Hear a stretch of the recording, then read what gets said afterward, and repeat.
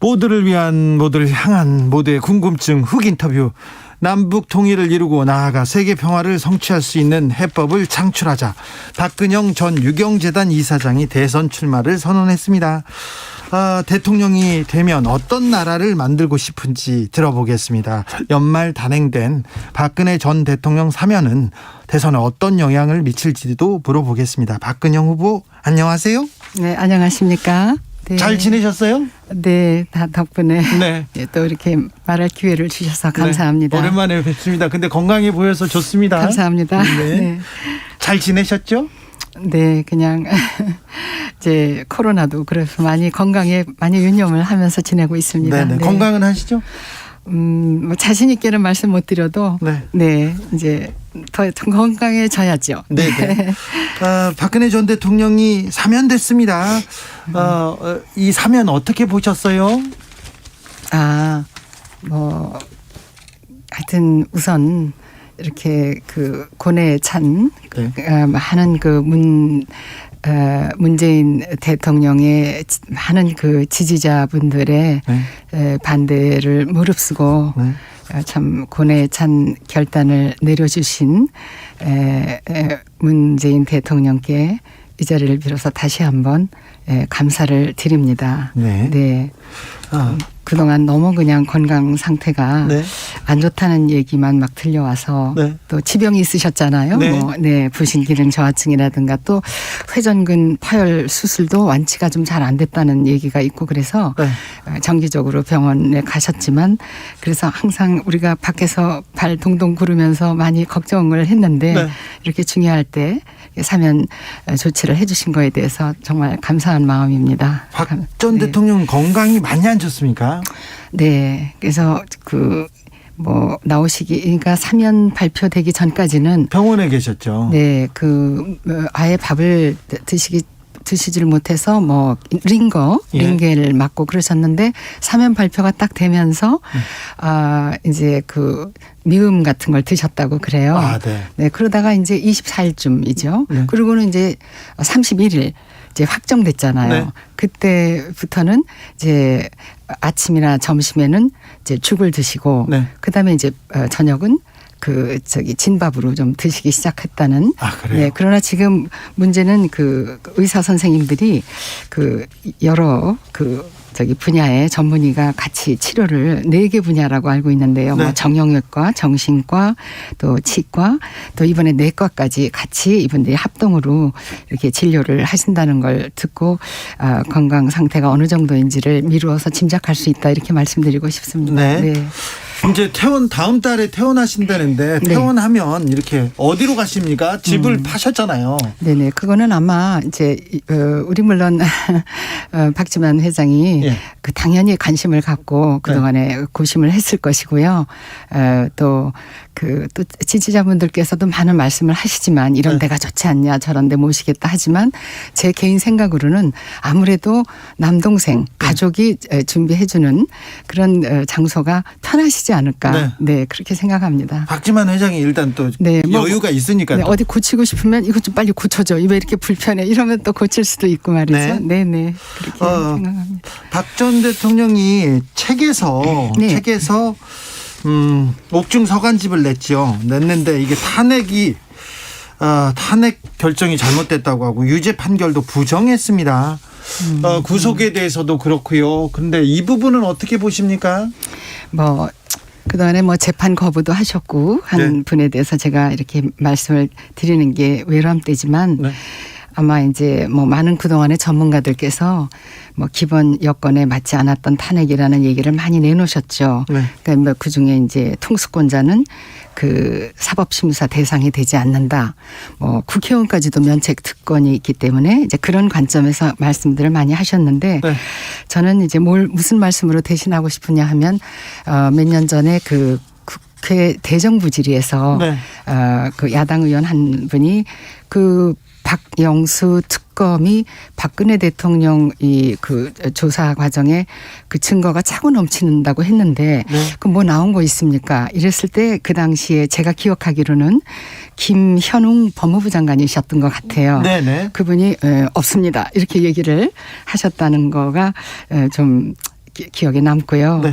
또 이런 자리에서 외람된 말씀이지만 저는 VIP를 놓고 얘기할 때 박정희 대통령보다 위대한 사람은 박근혜 대통령이다. 그 이유는 또 나중에 말씀드리고요. 시간이 워낙 없는 프로기 때문에. 아니 괜찮습니다. 말씀하셔도 되는데. 네네. 그래서 그렇게 제가 얘기를 함으로써 네.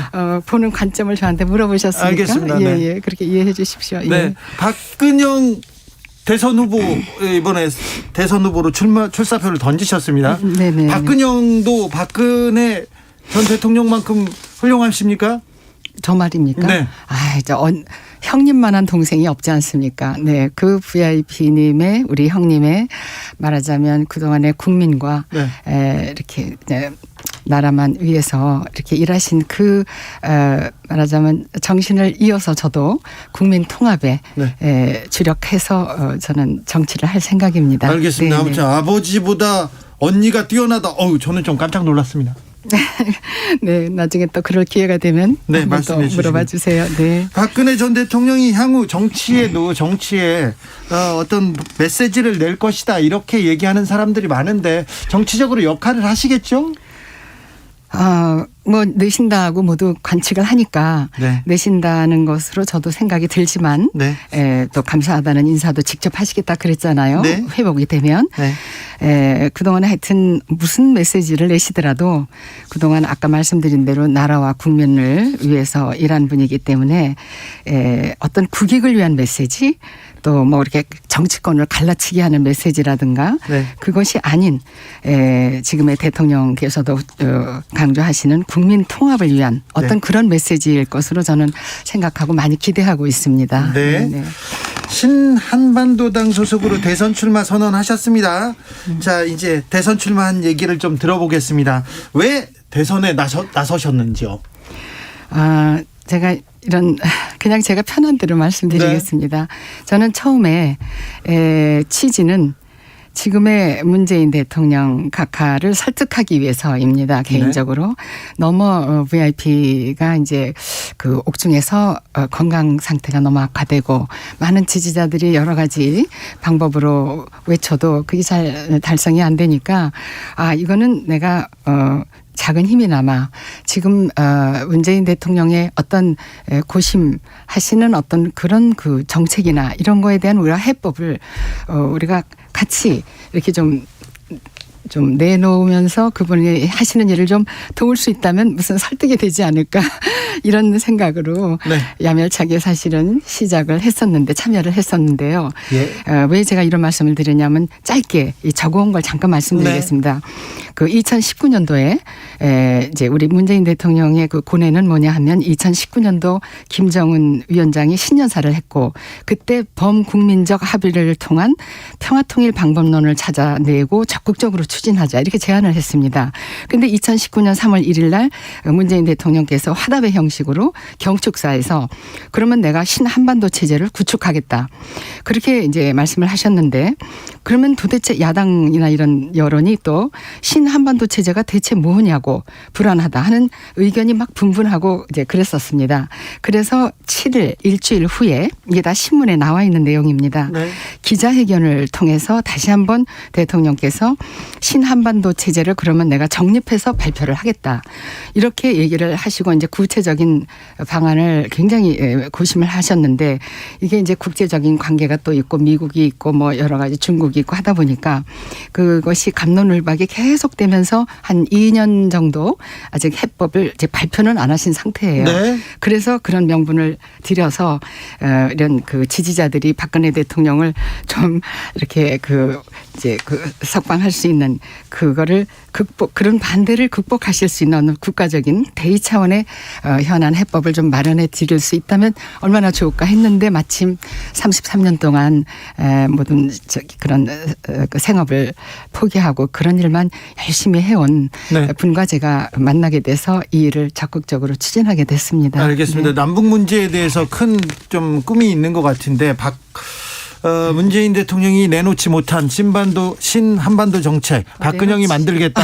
네. 남북 문제 박근영이 풀겠다. 이거는요. 저희 아버지 그 남북 7.4 공동 성명에도 나오듯이 우리 대한민국에서 먼저 제안을 해야 됩니다. 그때 뭐 정대철 의원이나 이런 분들도 무슨 말씀 중에 북한이 뭐 막 이런저런 얘기를 하니까 그저 형님이 참아야죠. 그런 얘기를 제가 네. 들은 기억이 납니다. 그럼 우리가 어떻게 형님이라고 생각을 할 때 형이 아우한테 먼저 제안을 하는 것이 소위 보수 쪽에서 얘기를 하는 것이 더 힘을 실어드릴 수 있지 않을까 그런 생각을 했던 것이죠.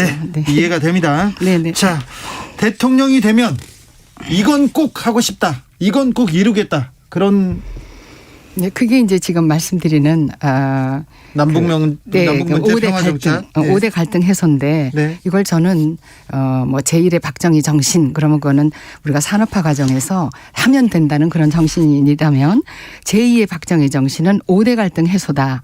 이념, 지역, 계층, 양극화 세대 뭐 이런 것들을 극복하지 않으면 그게 남북 통일의 선제 조건이에요. 남남 통합이 안 이루어졌는데 어떻게 남북 통일을 말이라도 할 수 있겠습니까? 네. 그래서 그리고 아까 말씀드린 내용 중에 저는 그 북핵에 대한 얘기가 다음에 나오겠습니까? 네. 거기는 알겠습니다. 제가, 네. 백정현님께서 보수 분열 또 되는 거 아닌가 걱정하는 분이 있습니다. 국민의힘 후보도 있고요. 절대 그렇게 되지 않습니다. 조원진 후보도 있는데 그렇지 않습니까? 그런 분들도 다 우리 정책을 정확하게 설명드리면 그것도 하나의 참 신의 한 수라고 말씀하실 것 같아요. 네. 동참해 주실 것 같아요. 국민의힘 윤석열 후보는 어떻게 보고 계십니까? 네, 저는 그분에 대해서는 제가 이제 정치권에 이렇게 나와 있고 또 정치는 오랫동안 보셨잖아요. 보기도 했고 네. 유권자로서 납세자를 다 봤지만 항상 말씀드리는 박근혜 대통령의 정치인으로서의 다른 것보다는 그 정말 국민 그런 국가의 일만 국익을 위해서만 항상 일을 하셨다는 그걸 제가 아까 받들겠다고 말씀드렸죠. 네. 그래서 저는 그분을 정책 대결자로서만 제가 보고 싶습니다. 정책 대결로만? 네, 우리 정책이 더 좋으냐? 네. 네, 지금의 그 정책이 더 현실 가능성이 있느냐? 이제 이런 걸로 정책을 대결하는 그런 윤석열의 정책은 어떻습니까? 그럼? 그분도 뭐 열심히 연구는 했지만 네. 그거는 양극화를 없애는 데는 굉장히 한계가 있다는 걸 나중에 언제 또 기회가 있으면 좀 말씀드릴 기회가 정말 있으면 좋겠습니다. 네. 뭐 굉장히 짧은 시간이라고 말씀하셔서 네. 제가 우리 당의 정책을 말씀을 드리면서 나중에 알겠습니다. 비교해드리면 좋겠습니다. 그래도 언니 박근혜 전 대통령을 구속한 사람이잖아요. 네, 네. 그래서 인간적으로 많은 생각이 들 텐데요. 네. 그러나 뭐 지금 제가 그분도 나이가 정치인이기 때문에 네. 이제는 통합 뭐 그분 모두 그동안에 많은 분들이 하신 국가를 위한 업적 이런 것만 생각하겠다고 그분이 말했듯이 뭐 현명한 말씀이죠. 저도 또 그런 차원에서 이제 정책으로 우리가 여러 가지 대화를 하고 싶은 그런 대상의 한 분입니다. 네. 이명박 전 대통령 사면에 대해서는 어떻게 생각하시는지요? 네, 그것도 그 안철수 후보께서 말씀 잘하셨다고 생각합니다. 저도 동의합니다. 그게 또 국민 통합 아니겠습니까? 사면해야 된다, 석방해야 된다. 그렇죠, 그렇죠. 네, 그것을 또 문재인 대통령도 사실은 바라실 거지만 네. 아직까지 조금 그 지지자들의 반대에 또 바라지 않는다는 사람들이 훨씬 많던데요, 국민들이. 그것도 한 거에 뭐 민주주의에서야 뭐 그렇게 다수결 그러면 이게 다수결 원칙에 의해서 아직 실행이 안 되고 있다 이렇게 생각을 합니다. 보수 단일화에 대해서 염두에 두고 계십니까? 그런 것도 있지만 지금 저희는 좀 세게 이게 잘 제가 준비해온 대로 이렇게 좀 제가 질문이 좀 주소가 없습니다. 그래서 제가 말씀드리기는 그런데 아까 그 북핵 문제 좀 먼저 말씀드리고 지나가면 안 될까요? 아니 이건 먼저부터 말씀해 주시면 안 될까요? 네네 그러죠. 제가 이렇게 말씀드리겠어요. 아까 어떤 말씀하셨죠? 그게 아까 제가 지리서가 보수 단일화. 네네. 보수 단일화 이제 국민의힘과 조원진 후보와 저는 지금 말씀하신 그 질문 자체가 보수다 뭐 진보다 이제 그거를 우리는 없이 소위 말하는 이제 우리가 표현하는 좌파 우파 그 중파 모두가 이제 하나의 통합 우리 융복합 시대를 맞지 않았습니까? 예. 그래서 이제는 그런 단어 자체를 예. 없이 하는 그런 정치를 하겠다는. 그래서 우리는 정권 교체가 아니라 네. 체제 교체, 네. 정치 교체, 정치를 바꾸겠다. 틀을 아예 바꾸겠다. 그래야만 남북 통일을 준비하는 체제로 전환이 돼서 양극화도 없어지게 되고 네. 네, 그렇다는 말씀을 드리고 알겠습니다. 싶습니다. 네. 문재인 정부 5년에 대해서는 어떻게 평가하시는지요? 네, 문재인 대통령께서 네. 이제 그동안에 이제 모든 실패라는 것을 얘기할 때 사람들이 이게 이제 통과 의례죠. 네. 발전이라는 거는 어떤 그 좀 실패 과정이 있어야 네. 실패가 성공의 어머니라고 그런 과정이 있듯이 그분이 남북 통일을 특별히 그 생각한 네. 그런 그 정책 과정에서 네. 그 어쩔 수 없이 생긴 그런 시행착오 네. 같은 그런 것이라고 저는 생각하고 있습니다. 네. 비교해 봤을 때 문재인 5년과 박근혜 정부 4년. 박근혜 정부는 뭐가 좀 잘못됐습니까? 비교해 봤을 때. 네, 저기 박근영 제가 이런 말씀드리면 뭐하지만 우리가 요즘 그걸 뭐라 그러죠? 저기 일자리 창출, 네. 고용 창출에 대해서도 박근혜 정부 때 서비스 산업 발전 기본법이라는 게 있었죠.